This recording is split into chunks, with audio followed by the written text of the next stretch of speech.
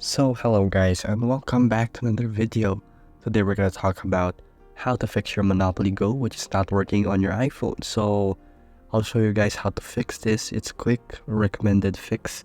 So all I want you to do is actually go exit the application, and there you go.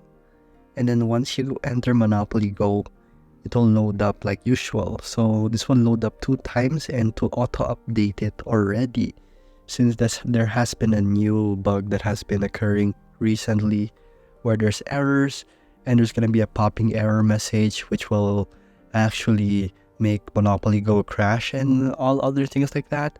But all you have to do basically is just open the app like usual, and there you go guys. That is how you fix it. It's just that simple. You don't have to do anything else. It's been patched by Monopoly Go already. Or if not, you can always go to your App Store and search for your Monopoly Go.